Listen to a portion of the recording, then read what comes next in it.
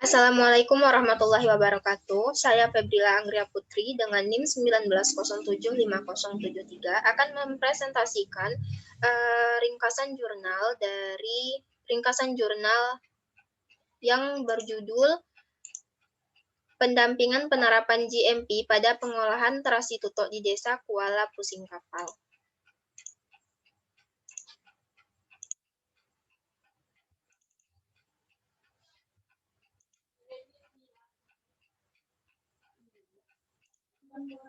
Oke, langsung saja. Di sini saya akan sedikit menjelaskan tentang terasi tutok dari Desa Kuala Pusing Kapal. Untuk di daerah Aceh sendiri, selain Kota Langsa, daerah yang terkenal dengan pengolahan terasinya, yang terkenal itu adalah daerah Desa Kuala Pusing Kapal yang bertempatan di Kecamatan Seruai di Kabupaten Tamiang, Aceh Tamiang. Selanjutnya, untuk terasi tutok dari Desa Kuala Pusing Kapal ini menggunakan bahan utama dari udang rebon yang pembuatannya dengan cara ditumbuk. Udang rebon ini merupakan salah satu hasil laut dari wilayah tersebut, di mana proses pemanenan dari udang rebon ini sendiri masih menggunakan alat yang sederhana juga, yaitu dengan menggunakan jaring. Pembuatannya sangat sederhana karena menggunakan alat tradisional berupa lesung. Kemudian, terasi ini sebenarnya karena menjaga kualitasnya, walaupun belum menerapkan good manufacturing practice pada proses pengolahannya, namun sudah banyak dikenal di berbagai daerah karena sudah dikenal secara turun-temurun. Terasi ini sendiri belum memiliki kemasan merek ataupun halal, sehingga belum bisa menembus pasar-pasar modern seperti minimarket, dan juga belum menerapkan good manufacturing practice.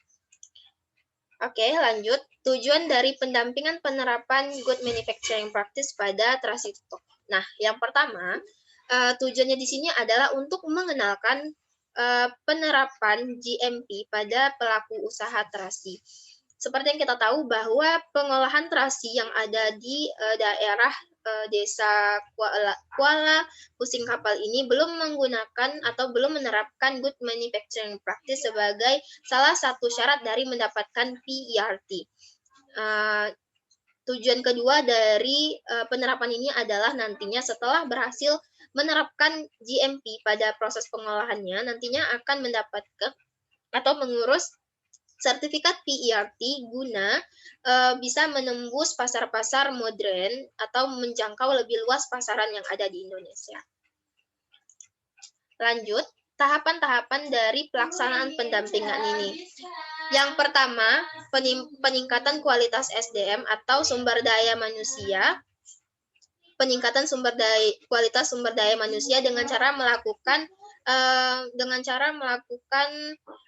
pendampingan atau penyuluhan atau pemberian penyuluhan terhadap warga atau pengolah terasi tutok sendiri.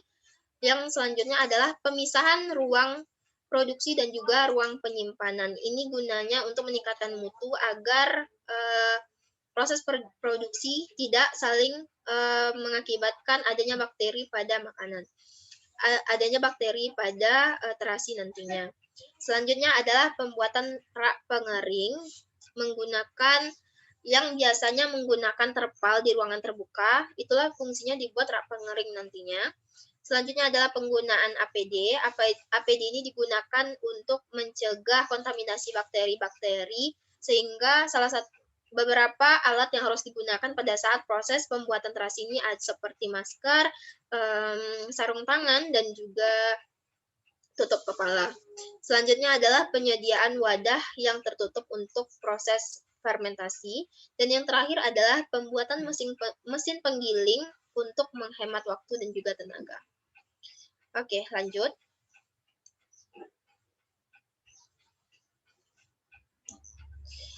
Oke, lanjut. Peningkatan kualitas sumber daya manusia. Seperti yang bisa kita lihat pada gambar di sini, sudah ada gambar penyuluhan atau pemberian materi terhadap penggunaan atau penerapan good manufacturing practice itu sendiri, sehingga masyarakat atau pengolah terasi yang ada di desa tersebut dapat mengetahui hal apa saja yang dapat dilakukan untuk memenuhi standar good manufacturing practice agar mendapatkan PERT nantinya. Selanjutnya adalah pemisahan ruang produksi dan juga ruang penyimpanan. Nah, untuk tujuannya sendiri adalah agar terasi yang sudah diproduksi tidak terkontaminasi dengan benda-benda asing lainnya. Inilah fungsinya ruang penyimpanan dan juga ruang produksi itu nantinya dipisahkan.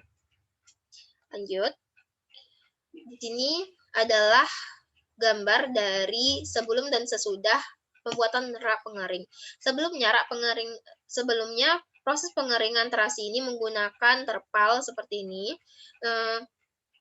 Hal ini tentu dapat membuat banyak gangguan terhadap terasi nantinya, sehingga para panitia dari pendampingan penerapan good manufacturing practice memberikan ide atau solusi, yaitu membuat rak pengering seperti pada gambar di samping, sehingga cahaya matahari tetap bisa masuk untuk memberikan pengeringan terhadap terasi tanpa membuat terasi itu terkontaminasi dengan bakteri-bakteri lainnya. Lanjut, penggunaan APD. Penggunaan APD selain untuk melindungi dari kecelakaan kerja, juga untuk melindungi si terasi ini sendiri dari kontaminasi lainnya. Yang perlu kita gunakan adalah masker, sarung tangan, dan juga penutup kepala. Lanjut adalah penyediaan wadah fermentasi. Sebelumnya, penggunaan wadah untuk fermentasi ini adalah drum bekas yang ditutup rapat. Nah, selain itu juga penggunaannya fermentasi ini menggunakan karung yang diikat seperti pada gambar. Nah, oleh karena itulah drum itu diganti dengan penggunaan kardus pelka seperti pada gambar ini, sehingga terasi lebih terjaga dan juga terjamin mutu serta kualitasnya. Terakhir, pembuatan alat penggiling.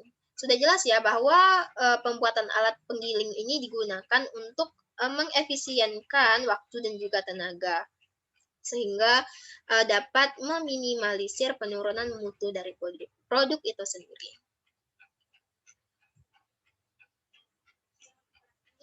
Baik, itulah hasil presentasi dari saya. Mohon maaf jika ada kesalahan kata. Saya akhiri dengan Assalamualaikum warahmatullahi wabarakatuh.